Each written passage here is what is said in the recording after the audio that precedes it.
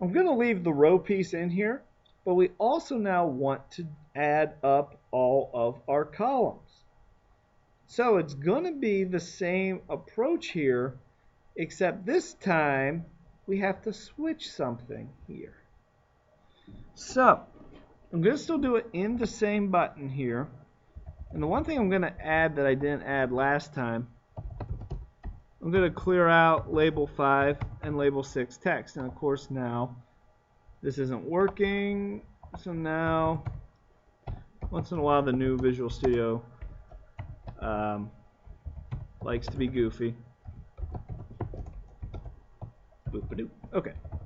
So we're going to go outside here. We're going to use the same process to go through the columns. Now keep in mind, when we're using this get upper bounds piece, the 0 is controlling the rows and the 1 is controlling the columns.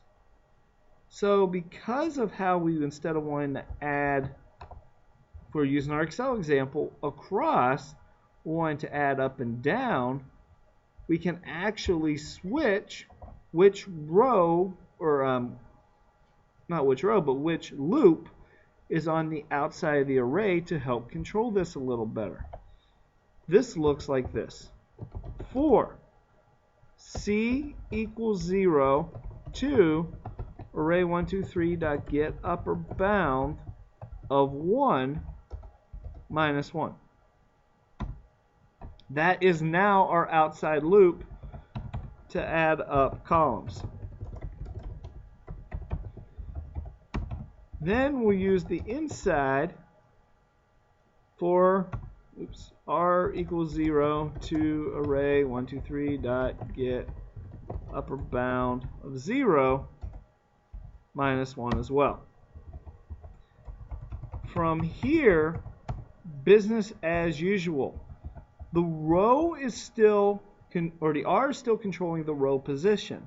The C is still controlling the column position. That is not going to change inside the array. All we're changing is our progression, how we're going through it. So we're going to add dim sum of col equals 0 for the sum of the columns. In between each loop, so that resets each time, we're still going to reset sum of col to equal 0. Inside of both loops, we still want to do sum of col plus equals array123 of row always comes first, the row position, comma, the column position. This doesn't change. This doesn't change.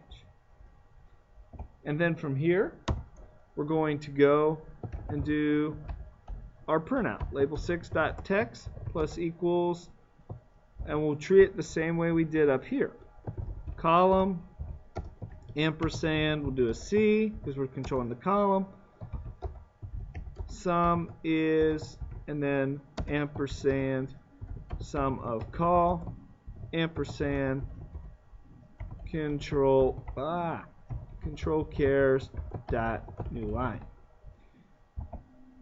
The biggest change we made is the column loop is on the outside, the row loop is on the inside. Let's give it a run. And we might have to stretch this out a little bit.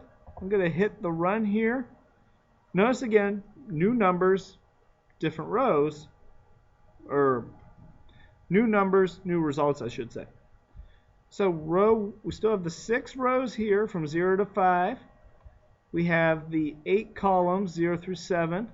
Let's take this first column and see if we get 350.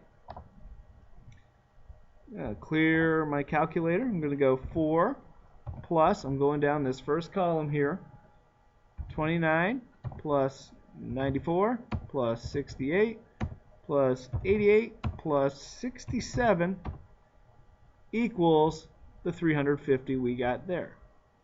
So it is accurately going through and adding up each of the columns.